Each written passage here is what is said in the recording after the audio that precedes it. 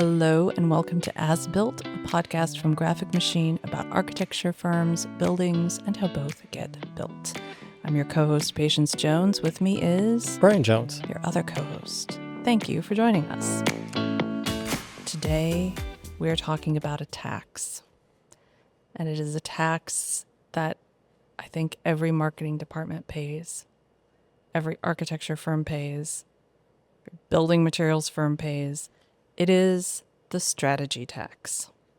So what do we mean by that? Well, what we mean is that when you are just churning and churning and churning and you don't take time to do the things that build your marketing to a strategic level or operate from a strategic place, then you can, one, go off in a number of directions completely inefficiently. So that's pretty easy to imagine. The second is, that you never quite reach the market position that you intend to because you don't spend the time doing the things that you need to do.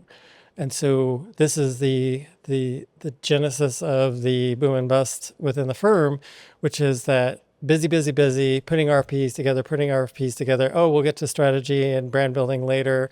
And then the slump hits. And then it's rush to get new leads in the door. And why don't we have any brand building built up? And we can't accomplish the things we need to do in 2 weeks. And repeat. Yeah. So we have some stats here. Yeah. Back that up. So across the AEC industry, roughly 7 in 10 marketing teams, so 70%, have fewer than 10 people, even at super large firms. About a third of those teams spend less than a quarter of their time on strategy and brand building. Less than 25% of their time on strategy and brand building. So the people that you hired to build your reputation and grow awareness are spending 75% of their week doing something else. And this isn't a people problem, it's a structural problem. Those people... And a historical problem. And such a historical problem. There is rarely importance placed on giving those people time and resources to be strategic thinkers. Instead, to your point, it's we just got this RFP in, everybody go. Or we're taking an ad out in such and such magazine and it's due tomorrow, everybody go. Or my kid's sports team needs a banner on the scoreboard, so let's size the logo to fit on that. Yep. Mm-hmm. Or, we're going to do an all hands luncheon next week, so marketing team plan that. And whether you want to use people in your marketing team for that, whether they want to do that, I don't know. It's a question for another day. But the truth is that there are only so many hours in the day. And every hour that they're spent designing little Johnny's football banner or creating the ad for the magazine or resizing photos for the RFP response for the umpteenth time, it's time that they can't be strategic. And it's not like you can say to somebody, okay, you just finished that time-sensitive thing, now be strategic, go. People need time and space to really think about things. Well, and we kind of hit on this too, as to why this exists, because these team sizes are quite small relative to the responsibilities that they have. So it's not terribly surprising that we end up here over and over and over again, because you have the finite number of people to work on all the tasks that have to be done. And strategy and brand building are often seen as nice to haves, not need to haves. So this is why we end up here. I think there's often a perception that if you set out some sort of strategy at some point in your firm's history, then what's the problem? Because you have a quote-unquote strategy, which may have been created when people were running ads in print newspapers, except probably not architecture firms, because that wasn't even allowed. Yep. So it is important to say, okay, maybe every 2 years, who are we trying to sell to? Who are our competitors? How has the landscape changed? What continue to be our differentiators? What kind of work do we no longer want to do? Let's have strategic goals. It is not about the output. It's about whether you get to the goal. And if you miss it, how close did you get? Yeah. Saying, well, we need 10 Instagram posts a month. Okay. So what? Yeah. Toward what end? And how are you measuring whether that's successful? Because quantity isn't a great measure of anything. And because we need to isn't also a great reason. Right. Because that is the strategy frequently, is that, well, we probably just need to do one a week and that'll be enough. And like, well, maybe you do, maybe you don't. It really depends on what, again, not to overuse the word, but what the strategy is. So, Well, and if you're fixated on, okay, we have to put out, 8 Facebook posts a month, which is, side note, not a great use of your time, but okay. So you want to do 8 Facebook posts a month. Well, at least set aside the strategy and the resources to make them good posts. Don't just put out meh pablum because you feel like you've succeeded if you've hit the number. And marketing teams don't feel great about doing that work. They don't take a lot of pride in it because they know it's pointless.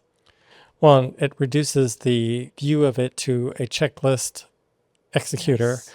not a strategic partner that helps grow the business. And I think that kind of often fundamentally is how the departments are looked at in different firms, is not helping them really build the firm's future. They're there to just do the checklists that have already been pre-established, and that's that. Yes. And if you are an architect who's a leader in your firm, who is looking for more creative output, don't put yourself in charge of marketing because that's not really what that's there for. And your marketing team will get frustrated. Ostensibly, you hired them because they knew what they were doing and they had the experience and they've worked in the industry. Much like you wouldn't hire a team doctor and then insist on reading all the x-rays yourself. Trust your marketing team. The person who is overseeing marketing should be somebody who is interested in the business outcomes, not in building their creative portfolio for digital and graphic design. And I think that, you're talking about something that I think is where maybe this conversation begins inside a firm, is that you bring the head of your marketing department to the leadership team, if they're not already part of it, And they should be. and they should be, and talk to them about how to reach the outcomes that the firm wants, and not just, we need more magazine publicity, which is like often the refrain that you'll hear from places. Work together on setting the goals. Mm-hmm. What does success look like? What are we trying to achieve by doing marketing? And then let your marketing team figure out how to get there. And do you have the resources in place to make it successful? I think a lot of times there are a lot of different configurations for marketing departments that allow you to deal with point loads in an effective way without increasing your headcount, and offer you strategic partners to help build out the firm's strategy if that's not something that is a natural fit for somebody that's in your current role. And consider having somebody whose role is actually RFP coordinator. Don't call it marketing coordinator because RFPs, I hate to say it, they are not marketing. It is a sales tool.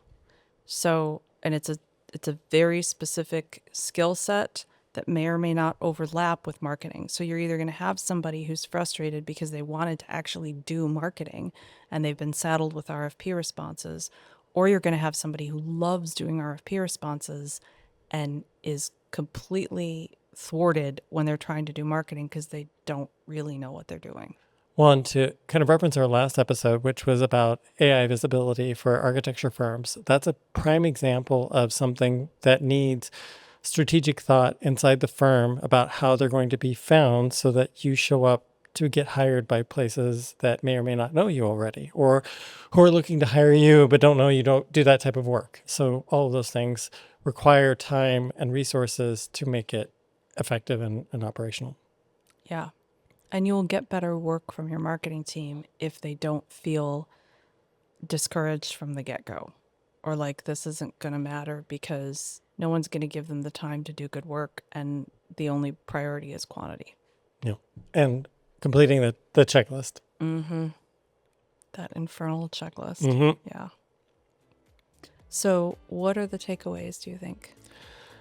I think that for me, the big takeaways are, is the configuration of your team the right one to help you grow strategically? I think that's something that every firm should go through and have an honest assessment as to where they are and what would have to change to make that possible if you don't.